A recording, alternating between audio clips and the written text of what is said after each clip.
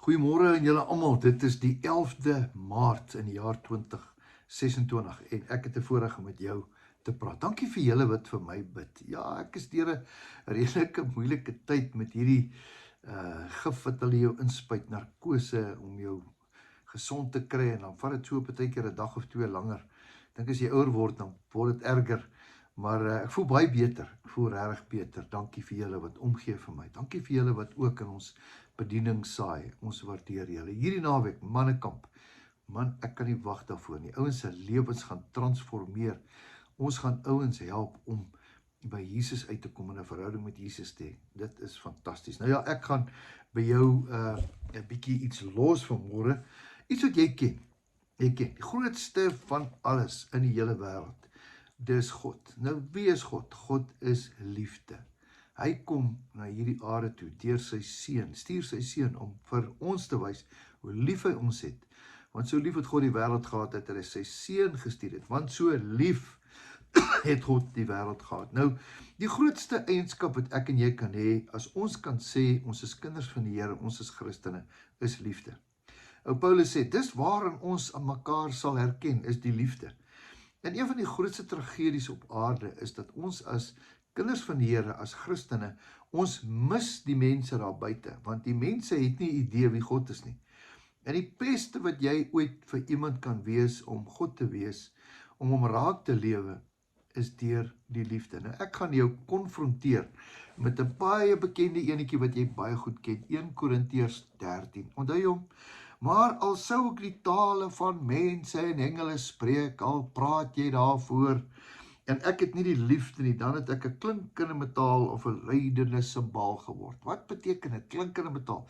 Het jy al in 'n restaurant gesit en jy moet nou daar rustig wees, en daar klek iemand, of daar buite, of ergens in die kombuis, is daar so 'n geklinkende metaal, dan sê jy vir die ouens, asseblief maak 'n ou stil, ek wil net vrede hê. Daai aanhoudende, dit wys net een ding, hier's nie liefde in hierdie kombuis nie. Right, het jy hom vanmôre? Praat nou nie met jou nie, né? Ander mense, ander dorpe, ek praat nie met jou nie. Hoor 'n bietjie. En dan sou ek die gawe van profesie hê.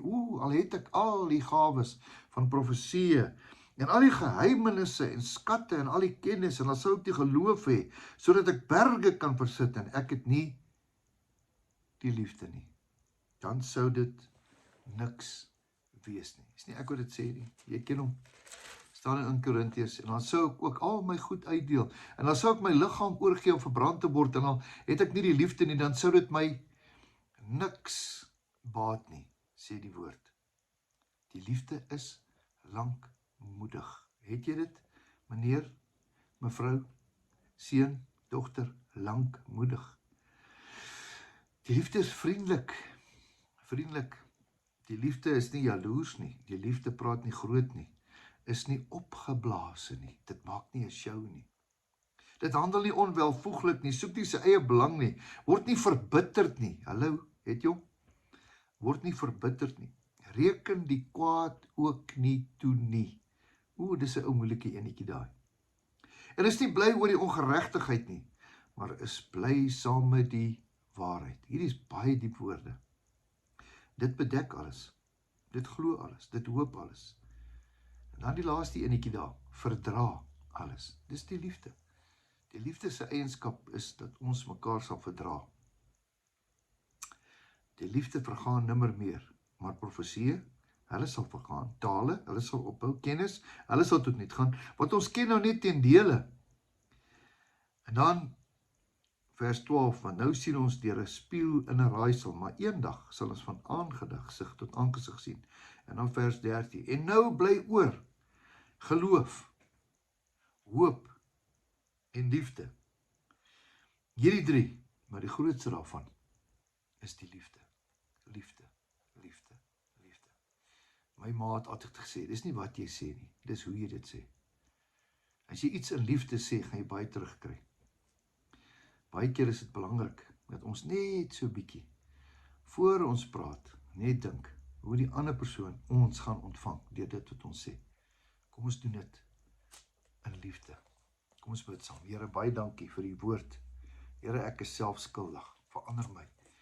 Wanneer mense my hoor, Here, dat hulle nie klinkende simbale of geraas hoor nie, maar dat hulle u liefde sal hoor.